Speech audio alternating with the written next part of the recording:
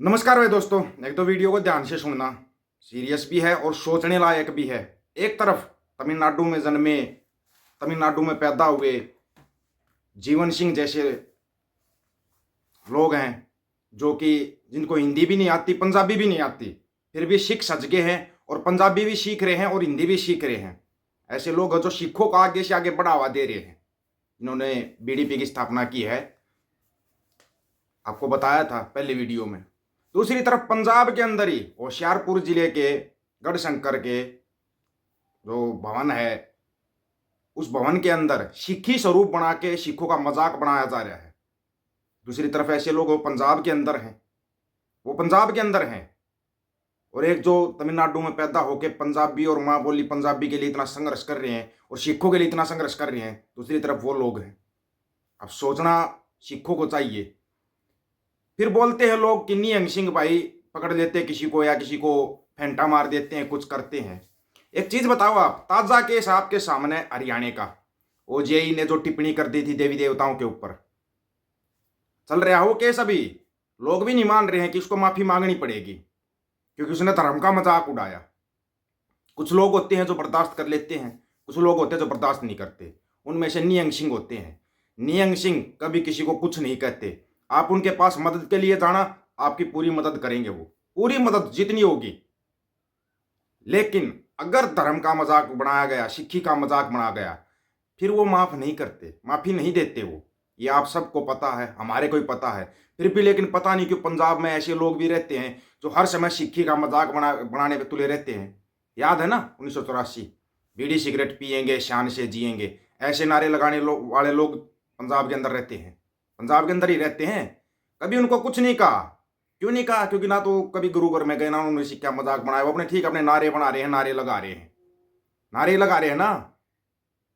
फिर ऐसा क्यों हो रहा है? जो होशियारपुर जिले के अंदर होया है, तो बच्चों को सिक्खी स्वरूप में बनाया गया, सिख सजाया गया। सजे तो क्या, फंसाया गया, पगों में सिर फंसाया गया। और फिर उनसे मंदिर के अंदर कॉमेडी करवा रहे हैं। कॉमेडी क्यों भाई? ये सिक्की का मजाक नहीं का। पहले ऐसा कुछ होता था तो 2-4 दिन बाद ही उसका माफी का वीडियो आ जाता था। लेकिन कमाल ये कि पंजाब के अंदर ऐसा होया, ठीक है, वीडियो तो डिलीट कर दिया उस बंदे ने, वीडियो हटा दिया। ज्यादा विरोध होने के बाद उसने वीडियो तो हटा दिया, लेकिन उसका माफी का अभी तक नहीं आया। और पंजाब के अंदर ही ये सब हुआ है। पंजाब से बाहर भी होता ना, उसका भी हम विरोध करते हैं, हम विरोध करते हैं। आप देख लो, नहीं तो जो हरियाणा में चल रहा है, उसने माफी भी मांग ली लेकिन फिर भी उसको माफ नहीं किया जा रहा। क्या ये सिक्खी का मजाक नहीं है क्या? फिर जब निहंग सिंह बीच में आ जाते हैं, फिर लोग दूसरे तरह की बात बनाते हैं। एक तरफ जीवन सिंह को देखो आप, एडवोकेट हैं, एडवोकेट। 3-4 मिनट बात हुई थी आज हमारी, उस बड़े प्यार से बताया उन्होंने कि मेरे को ना हिंदी आती ना पंजाबी आती है, इंग्लिश आती है, तमिल आती है, क्योंकि तमिलनाडु में पैदा हुए हैं। बोला तमिल आती है, इंग्लिश आती है, लेकिन हिंदी और पंजाबी नहीं आती। लेकिन हाँ, साथ के साथ उन्होंने बोला अभी सीख रहा हूं मैं, सीख रहा हूं मैं, पंजाबी भी सीख रहे हैं वो, और सीख जाएंगे जल्दी ही। क्योंकि जब अकाल पुरख लीला दिखाते हैं ना दोस्तों, वो लीला ऐसे ही होती है। और आपको दीप सिद्धू याद है? दीप सिद्धू ने बोला था ना, जब अकाल पुरख की हवा चलेगी ना, तो सिक्खी अपने आप ही खालसा राज की तरफ बढ़ जाएगी, अपने आप ही। वो अकाल पुरख की हवा चल रही है। बीडीपी ने दिल्ली में भी कैंडिडेट घोषित किए हैं, आपको ना पता हो तो। दिल्ली में भी अपने कैंडिडेट उतारे हैं, वहां पर भी सिखों को उतारा है। दिल्ली के अंदर भी, केरला के अंदर, मध्य प्रदेश के अंदर, सिर्फ तमिलनाडु में नहीं। आप सोच रहे हो सिर्फ तमिलनाडु में नहीं, बहुजन द्राविड़ पार्टी है जो, उसने कई स्टेटों के अंदर अपने कैंडिडेट उतारे हैं। और जो जीवन सिंह है एडवोकेट, वो बोल रहे कि मेरा लक्ष्य है ये सिक्खी और सिखों को मतलब कि आगे बढ़ते देखना, कि सिखों का राज आए, खालसा राज आए। एक बंदा जिसको हिंदी पंजाबी कुछ नहीं आती, वो सिक्खी के बारे में इतना सोच रहा है। दूसरी तरफ कुछ मरे हुए जमीर के लोग जो पंजाब के अंदर रहते हैं, या जैसे हरियाणा में था जैसे ओजेई, उसने देवी देवताओं पर टिप्पणी की, गलत टिप्पणी की। क्यों की भाई? क्योंकि की है तो अब भुगतेगा, वो भुगतेगा, गलत टिप्पणी करेगा तो। कभी किसी सिख को, साबत सूरत सिख को कभी देखा किसी दूसरे धर्म का मजाक उड़ाते हुए, किसी दूसरे इंसान का मजाक उड़ाते हुए? कभी नहीं। फिर क्यों मजाक बनाया जा रहा है? अभी चलो ताजा केस बताते हैं आपको, जिसके ऊपर हमने भी कई बार बोल लिया, लेकिन शायद किसी की समझ में नहीं आ रही। अभी ये आईपीएल चल रहा है ना, इंडियन प्रीमियर लीग चला हुआ है क्रिकेट का। इसके अंदर जो दिल्ली का कप्तान ऋषभ पंत, वो सरदार बन के आता है, दूसरे सरदार टीम आ जाती, रोते हैं। मतलब एक क्रिकेट मैच में हारने पर सरदार का विरोध तो देखे आपने? क्या सिख ऐसे होते हैं? लेकिन दिखाया जा रहा है, फिल्मों के अंदर कॉमेडियन दिखाया जाता है सिखों को। कितनी बार, कितनी बार, कितनी फिल्मों के नाम आपको हम बता सकते हैं जिसके अंदर सिखों को ऐसा दिखाया गया है। नहीं तो वो ना, एक फिल्म थी ऋतिक रोशन की, उसकी कश्मीर कश्मीर करके कौन सी फिल्म थी एक, उसके अंदर माइन के ऊपर पैर आ जाता है, तो जो दिखाया गया वो सीन दिखाया गया है, क्या सिखों का उसकी तरफ ध्यान नहीं गया? वो सीन फिर भी आज तक फिल्म के अंदर है।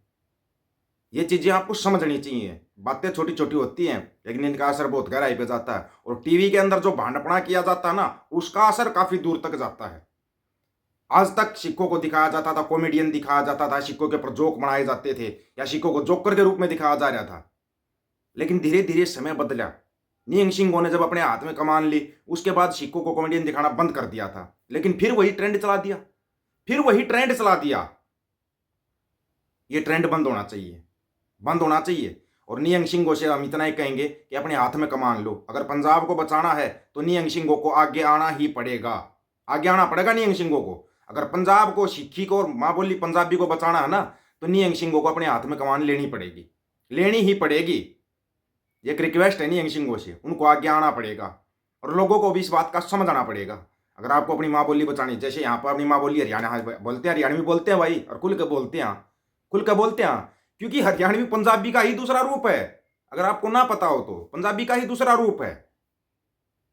आजकल नगर कीर्तन निकाले जा रहे हैं, पहले नगर कीर्तन निकालते थे, पंच प्यारों की अगुवाई में नगर कीर्तन निकलता था। इतना जब हमारे जैसे को पता है, क्या सिखों को नहीं पता है? नगर कीर्तन पंच प्यारों की अगुवाई में निकलता है, लेकिन उसमें भी म्यूजिक और पता नहीं क्या क्या शामिल कर दिया। क्यों भाई? ये कब से होने लगा?